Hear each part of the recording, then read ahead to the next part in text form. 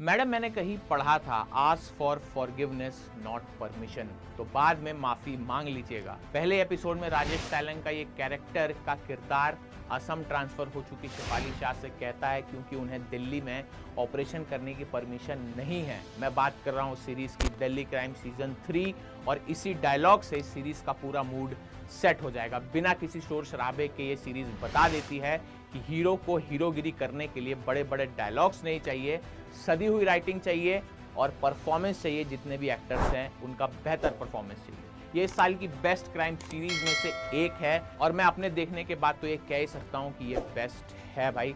इसे एकदम रियल रखा गया है और यही इसकी सबसे बड़ी खासियत है। तीसरा सीजन पिछले 2 सीजन से काफ़ी ज़्यादा अच्छा है। अब दिल्ली क्राइम सीजन 3 नेटफ्लिक्स पे आ गई है। कहानी क्या है? इस बार की कहानी भी है एक असली केस पे ली गई है। इस केस का नाम बताना जो है स्पॉइलर देना हो जाएगा और आपका मजा मैं किरकिरा नहीं करना चाहता। तो कहानी ये है कि असम से दिल्ली की कुछ लड़कियां सप्लाई की जा रही हैं। दिल्ली में बुरी हालत में 1-2 साल की बच्ची मिलती है। इन दोनों का आपस में क्या कनेक्शन है इन बच्चियों का, ये आपको नेटफ्लिक्स की सीरीज में जाकर के देखना पड़ेगा। और इन बच्चियों का कनेक्शन निकलने के बाद क्या क्या ट्विस्ट एंड टर्न्स आएंगे, इस बार 6 एपिसोड्स की सीरीज में बता दिया गया है। हर एपिसोड 40 से 45 मिनट का है।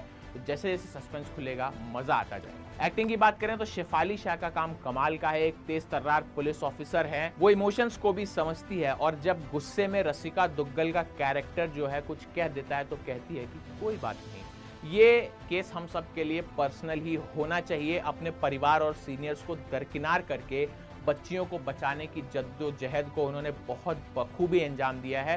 लेकिन सबसे ज़्यादा शॉकिंग है इसमें हुमा कुरैशी का कैरेक्टर। हुमा कुरैशी बड़ा शॉक देती हैं। वो कमाल की हरियाणवी लैंग्वेज बोलती हैं। उनके कई सीन काफ़ी ज़्यादा ज़बरदस्त हैं। सिंगल सलमा में कमाल की उर्दू बोली है।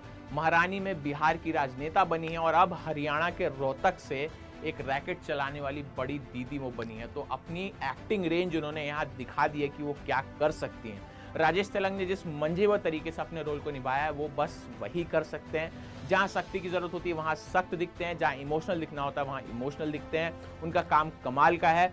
मीता वशिष्ठ का किरदार बहुत कमाल है और उन्होंने जिस तरह से निभाया है वो बताता है कि वो हिंदी सिनेमा की बेस्ट एक्ट्रेसेस में से एक हैं। रसिका दुग्गल का किरदार भी यहाँ पे बहुत अच्छा है। रसिका दुग्गल जो आपको मिर्जापुर में बीना त्रिपाठी के नाम से दिखी थी कैरेक्टर में, उनका किरदार यहाँ भी पर्सनल प्रॉब्लम से जूझ रहा है और इसी बीच वो ड्यूटी निभा रही है। कैसे परिवार के साथ सामंजस्य बिठा के, ये देखने लायक है। तो एक्टिंग हर कैरेक्टर की यहाँ पे कमाल है। राइटिंग और डायरेक्शन की बात करें तो इस सीरीज को तनुज चोपड़ा, मयंक तिवारी, अनु सिंह चौधरी, शुभ्रा स्वरूप और अपूर्वा बख्शी और माइकल होगान ने मिलकर लिखा है। बहुत सारे राइटर्स हैं।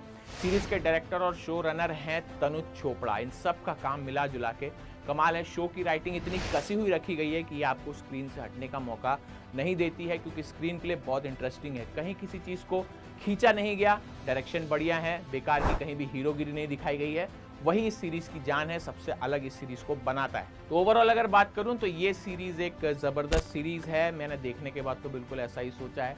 ये सीरीज आपको हर समय ट्विस्ट एंड टर्न्स देती रहेगी, आपका दिमाग घुमा देगी और आपको कई जगह पे इमोशनल भी कर देगी। आप इमोशनल हो जाएंगी, भैया ये क्या हुआ। ये एक बहुत ही सदी हुई सीरीज है जहाँ पर कोई भी बेकार का एक्शन और ड्रामा नहीं है। सब कुछ एकदम रियल सा लगेगा। इस बार इन केस के जो इन्वेस्टिगेशन है देश के अलग अलग हिस्सों में है, तो शूटिंग की जो लोकेशंस है बहुत स्मूथ तरीके से दिखाई गई हैं।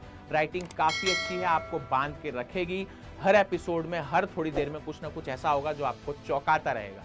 आप पहले से चीज़ों का अंदाज़ा नहीं लगा पाएंगे। तो इस सीरीज से ये सीखा जा सकता है कि क्राइम की सीरीज कैसे बनाई जाती है। बहुत कम सीरीज है जैसे इसमें काम किया गया है, बहुत कम सीरीजों में ऐसा होता है। पुलिस वाले ज़रूरी नहीं कि हर बार पर्दे पे हीरोगिरी करते रहें, लात घूसे मारते रहें और डायलॉगबाजी करते रहें। सिंपल तरीके से भी क्राइम के केसेस सॉल्व किए जा सकते हैं और यहाँ सारे किरदार आपको असली लगेंगे। आप इनसे बहुत जल्दी रिलेट कर पाएंगे।